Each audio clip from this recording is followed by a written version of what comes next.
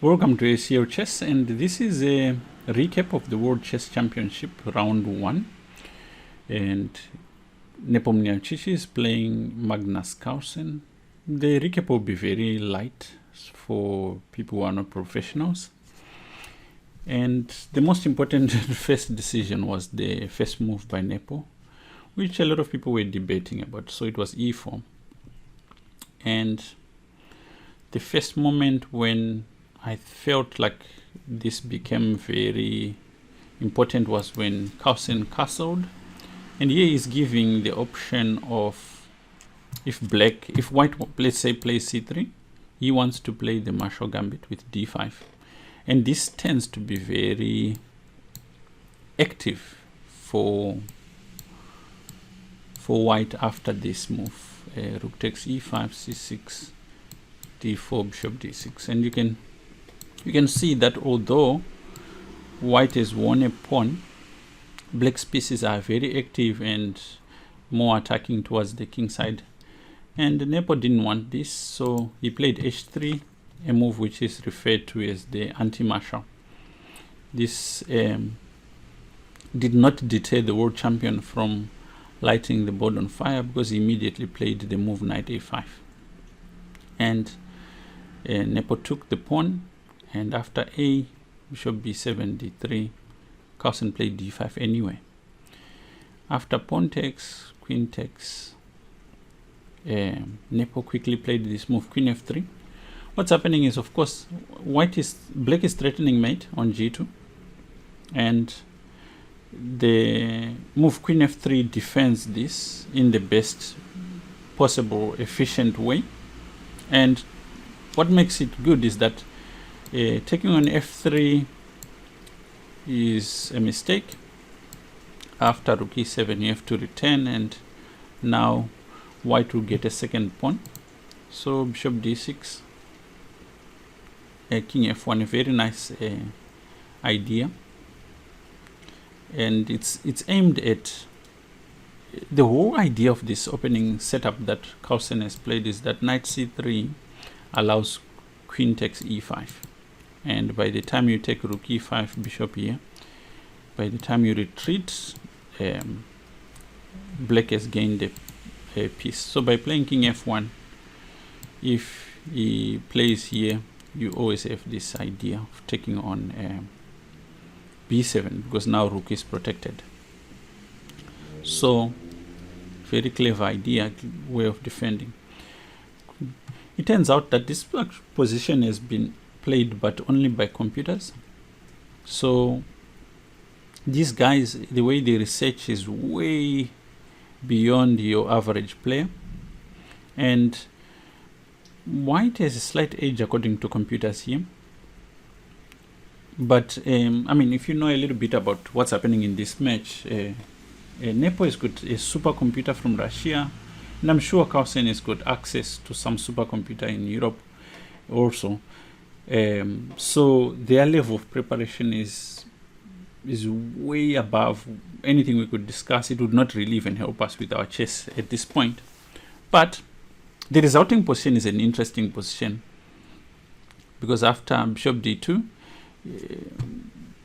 black is threatening knight b4, and here with bishop d2, if the knight lands on b4, you just clip it immediately, and you've gotten rid of yourself of a headache. But the way Carlsen handles this position, he obviously was well prepared for it. He plays c5.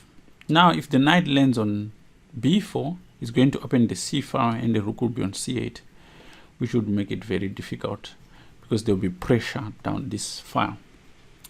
Rook d8, knight c3, knight b4, and here it's an important decision, and I just want to go a little bit into detail on this, because most beginners make a mistake here. He has two choices. He could play rook here, or he could play the other rook here. But in this position, rook ec1, which was played by Nepo, is much more justifiable. First of all, there's nothing you're doing in the open file. You can't even get to the 7th or 6th rank. So and if you compare, the rook on a1 is putting pressure on a6, which ties the bishop or the rook or the knight to the protection of this pawn. So here your least active piece actually is this rook on e1. So he plays it there, rook a c8. And now bishop e3. So of course, after knight e2, the knight doesn't have anything anymore that it's doing here. He repositions it and tries to put it maybe perhaps on d4. Here, Nepo prevents, or at least overprotects d4, and immediately Carlsen goes knight e7. Now he's coming to f5. One thing you observe with the world champion and the way he plays is that once he figures you've understood what he's trying to do in one plan, he completely changes the structure and intentions of his position and shifts them.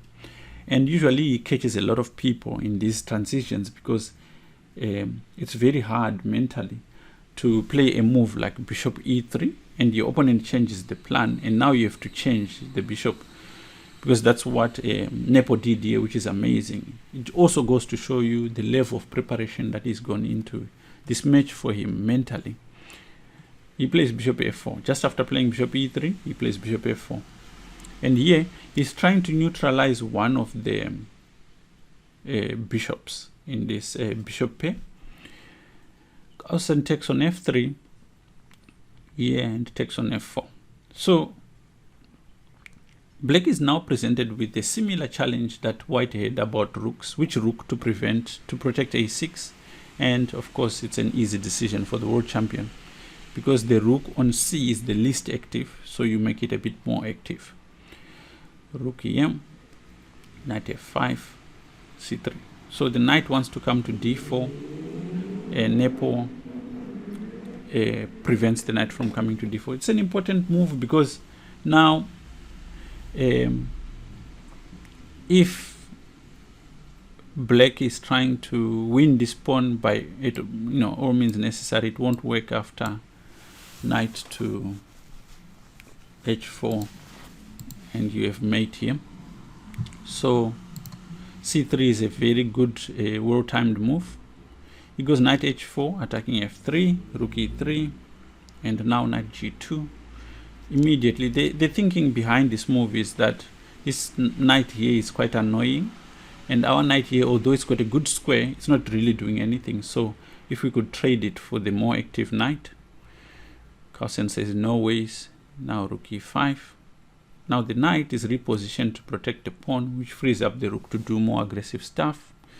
Rook e4, maybe not the best. He could have maybe played f4 here with f5, sort of following Koshnoy's idea of eliminating your opponent's your own weaknesses. So f4, f5.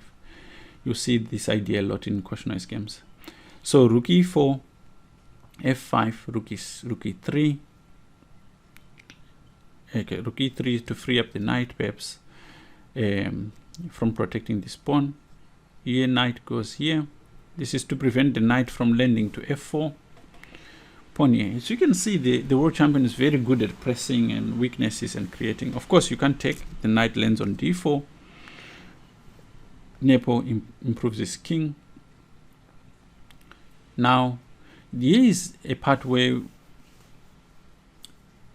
showed me like the creativity in defense.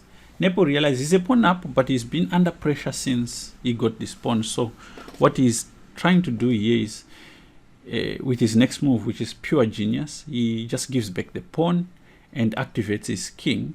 When he activates his king, when the king gets to c2, it means other pieces can be free to do other things. So he just goes king d2. Carlsen takes back his pawn, and after king c2, rook b7, Carlsen now frees up the rook from protecting d3, and at the same time prepares for the knight to get to e3. And as you can see, suddenly White's pieces are going to be very active. And after knight e3, he's threatening check. So Carlsen defends against this. And now he's threatening knight e5, attacking these two pieces. Genius defensive idea from Nepo. Suddenly all his pieces are very active. Rook here. And knight after e5. That's my computer. After knight e5, rook d6, knight c4, they reached knight e5. they reached a repetition of moves, and the game ended in a draw. Very nice finish to the first match. Well played. It wasn't passive at all. It wasn't dull. Worthwhile. Can't wait for round 2. See you on the next round. Please subscribe to support. We really appreciate all your support.